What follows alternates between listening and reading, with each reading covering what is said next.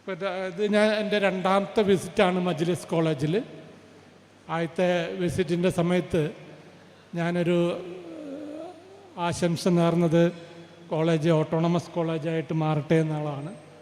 അത് യാഥാർത്ഥ്യമായി എന്നുള്ളത് വളരെ സന്തോഷകരമാണ്.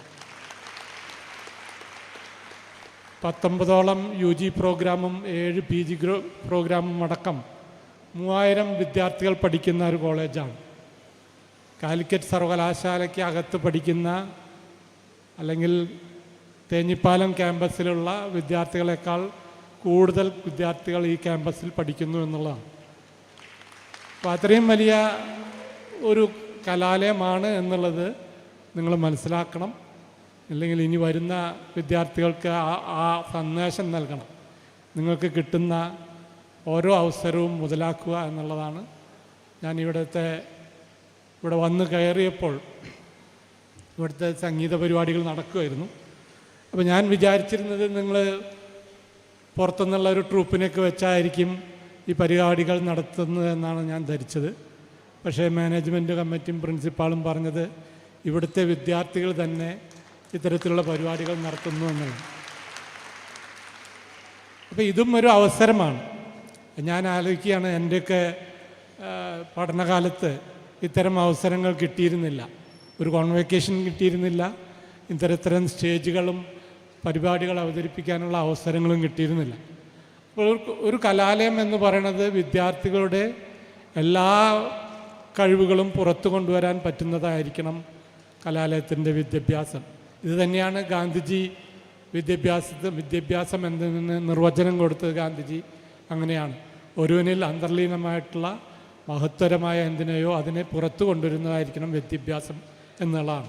അപ്പോൾ മജ്ലിസ് കോളേജ് ഇത്തരത്തിലുള്ള പ്രവർത്തനങ്ങളിൽ കൂടെ പഠനം മാത്രമല്ല പാഠ്യേതര വിഷയങ്ങളിലുമുള്ള വിദ്യാർത്ഥികളുടെ കഴിവിനെ പുറത്തു കൊണ്ടുവരാൻ സഹായിക്കുന്നു എന്നുള്ളതാണ് ഞാൻ വരുമ്പോൾ കേട്ട ഞങ്ങളുടെ സംഗീത പരിപാടികളിൽ നിന്ന് മനസ്സിലാക്കുന്നത്.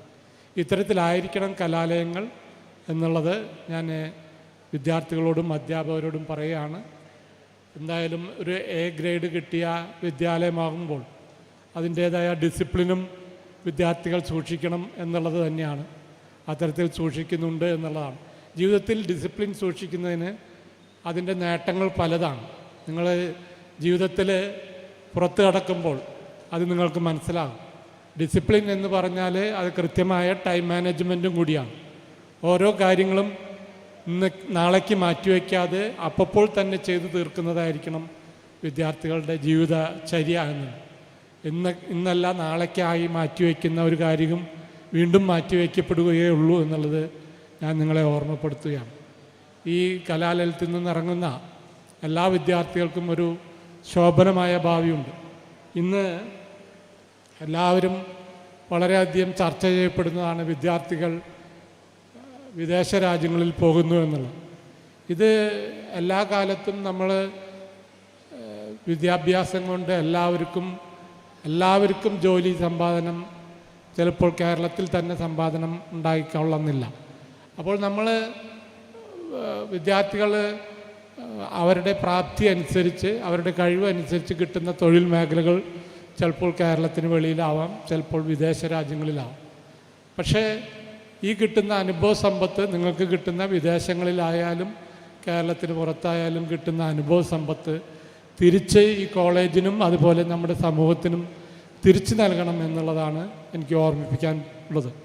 നിങ്ങൾ ഓരോ വിദ്യാർത്ഥിയും ഇത്തരത്തിലുള്ള ഗ്രാജുവേറ്റ് കോഴ്സ് പൂർത്തിയാക്കി പുറത്തിറങ്ങുമ്പോൾ നമ്മളുടെ സമൂഹം അല്ലെങ്കിൽ നമ്മളുടെ ഗവൺമെൻറ് അല്ലെങ്കിൽ നമ്മളുടെ ഈ മാനേജ്മെൻറ്റ് നിങ്ങൾക്ക് വേണ്ടി ഒരുക്കിത്തരുന്ന സൗകര്യങ്ങൾ നിങ്ങൾ അടയ്ക്കുന്ന ഫീൽ കൂടി മാത്രം മേക്കപ്പ് ചെയ്യുന്നതല്ല, സമൂഹവും കൂടി ഒത്തുചേർന്ന് നിങ്ങളെ പഠിപ്പിക്കുന്നതാണ്.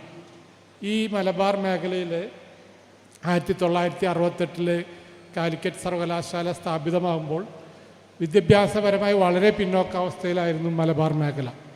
Compared to Travancore Cochin region Malabar മേഖല വിദ്യാഭ്യാസമായി പിന്നോക്കമായിരുന്നു.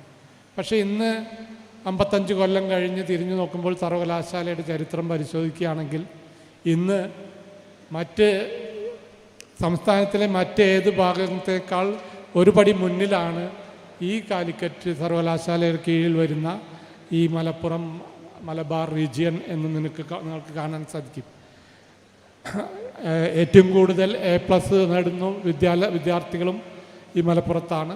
അതുപോലെ തന്നെ ഏറ്റവും കൂടുതൽ ഇപ്പോൾ എൻറോൾ ചെയ്യപ്പെടുന്നതും ഈ മേഖലയിൽ തന്നെയാണ്. മജ്ലിസിലെ ശ്രീ ഹംസ സംസാരിക്കുകയായിരുന്നു. 20% വിദ്യാർത്ഥികൾ ഫീസ് ഇല്ലാതെ പഠിക്കാൻ ഈ വിദ്യാലയം സൗകര്യമൊരുക്കുന്നു എന്നുള്ളതാണ്. അപ്പോൾ നമ്മൾക്ക് നമ്മളുടെ വീടിനോടടുത്ത് തന്നെ പഠിക്കാൻ സാധിക്കുക എന്നുള്ളത് വളരെ വലിയ കാര്യമാണ്. ഇത് നിങ്ങൾക്ക് ഞാൻ അതിൻ്റെ സാമൂഹ്യ ചരിത്ര പശ്ചാത്തലങ്ങളിലേക്ക് പോകുന്നില്ല. നമ്മളുടെ കേരളത്തിൽ എന്തുകൊണ്ട് ഇത്രയധികം ഉന്നത വിദ്യാഭ്യാസം നേടുന്നു, അതൊരു പരിശോധന ആവശ്യമാണ്. അതിന് പല കാരണങ്ങളുണ്ട്. അതിൽ ഒന്നാമത്തെ കാര്യം എന്ന് പറയുന്നത് പിന്നെ നാഷണൽ എഡ്യൂക്കേഷൻ പോളിസിയിൽ പറയുന്ന ഒരു കാര്യമുണ്ട്. Affordable, accessible, inclusive education. എല്ലാവരെയും ഉൾക്കൊള്ളുന്ന, അഫോർഡബിളായിട്ടുള്ള, താങ്ങാൻ സാധിക്കുന്ന, എല്ലാവർക്കും അപ്രോച്ചബിൾ ആയിട്ടുള്ളൊരു വിദ്യാഭ്യാസമായിരിക്കണമെന്നുള്ളത്. നിങ്ങളുടെ വീടിൻ്റെ അടുത്ത് ഒരു കലാലയം ഉണ്ടാവുമ്പോൾ അതിനുള്ള പഠന ചെലവ് എന്ന് പറയുന്നത് വളരെ തുച്ഛമാണ്. നിങ്ങൾക്ക് വീട്ടിൽ നിന്ന് പോയി വന്ന് പഠിക്കാൻ സാധിക്കുന്നു. അതുപോലെ നിങ്ങൾക്ക് എല്ലാവരെയും ഉൾക്കൊണ്ടുകൊണ്ട് തന്നെ ഈ കലാലയത്തിൽ പഠിക്കാൻ സാധിക്കുന്നു എന്നുള്ള വലിയൊരു കാര്യമാണ്. അപ്പോൾ ഇത്തരത്തിലുള്ള വിദ്യാലയങ്ങളാണ് സമൂഹത്തിനെ മുന്നോട്ട് നയിക്കുന്നത്. ഈ ഭാഗത്തിൻ്റെ, ഈ റീജിയൻ്റെ വിദ്യാഭ്യാസപരമായ പുരോഗതിക്ക് മജ്ലിസ് സംഭാവന നൽകിയത് വളരെ വലുതാണ്. ഇത് ഞാൻ വീണ്ടും വീണ്ടും ഓർമ്മിപ്പിക്കുന്നത്, ഇവിടെ നിന്ന് പുറത്തു പോകുന്ന ഗ്രാജുവേറ്റ് വിദ്യാർത്ഥികൾ ഒരു 10-15 വർഷം കഴിഞ്ഞാൽ ഈ കലാലയത്തിനെക്കുറിച്ച് ആലോചിക്കണമെന്നും ഈ കലാലയത്തിൻ്റെ ഉന്നതിക്ക് വേണ്ടി നിങ്ങളാൽ പറ്റുന്ന സംഭാവനകൾ നൽകണമെന്നും ഞാൻ ഓർമ്മിപ്പിക്കുകയാണ്. 30 വർഷമായി ഈ കലാലയം നിൽക്കുന്നു. 30 വർഷത്തിൽ ഇവിടെ നിന്നും പോയ വിദ്യാർത്ഥികൾ സമൂഹത്തിൽ വളരെ ഉന്നത ശ്രേണിയിൽ ജോലി ചെയ്യുന്നവരുണ്ട്. അപ്പോൾ അവർ ഒരു 10-20 വർഷം കഴിയുമ്പോൾ എങ്ങനെ ഞാൻ ഇവിടെ എത്തി നോക്കട്ടെ. ഓരോ വിദ്യാർത്ഥി, നിങ്ങളിൽ ഓരോരുത്തരും എങ്ങനെ ഇവിടെ ഞാൻ ഈ പൊസിഷനിലെത്തി, ഈ വിദ്യാലയം എനിക്ക് വേണ്ടി എന്തെല്ലാം ചെയ്തു തന്നു എന്നുള്ളതിനെക്കുറിച്ച് ആലോചിക്കുകയും അതിന് സമൂഹത്തിന് വേണ്ടി ചെയ്യാവുന്നത് ഈ കലാലയത്തിന് നിങ്ങൾക്ക് എങ്ങനെ കൂടുതൽ ഉന്നതിയിലേക്ക് നയിക്കാൻ സഹായിക്കാൻ പറ്റും എന്നുള്ളതും ആലോചിക്കണമെന്ന് ഞാൻ ഈ അവസരത്തിൽ നിങ്ങളെ ഓർമ്മപ്പെടുത്തുകയാണ്. ഞാൻ ഈ കൂടുതൽ ദീർഘിപ്പിക്കുന്നില്ല. ഓരോ അഭിമാനാർഹമായ നേട്ടം വരിച്ച ഓരോ വിദ്യാർത്ഥിയെയും അഭിനന്ദിക്കുകയാണ്. അതിന് നേട്ടം വരിക്കാൻ സഹായിച്ച അവരുടെ പാരൻസിനെയും സഹായിച്ച കോളേജിനെയും പ്രത്യേകം അഭിനന്ദിക്കാം. കൂടാതെ ഇവിടെ സൂചിപ്പിക്കുകയുണ്ടായി സോഷ്യോളജി, അതുപോലെ കമ്പ്യൂട്ടർ സയൻസ് എന്നുള്ള വിഷയങ്ങളിൽ കാലിക്കറ്റ് യൂണിവേഴ്സിറ്റിയിൽ 1ാം റാങ്ക് നേടിയ വിദ്യാർത്ഥികളുണ്ട് എന്ന്. ആ 1ാം റാങ്ക് കരസ്ഥമാക്കിയ ഓരോ വിദ്യാർത്ഥികൾക്കും ഉള്ള അഭിനന്ദനവും ഇവിടെ പറഞ്ഞുകൊണ്ട് ഈ കൺവൊക്കേഷൻ സമ്മേളനം ഉദ്ഘാടനം ചെയ്തതായിട്ട് അറിയിക്കുകയാണ്. നന്ദി, നമസ്കാരം.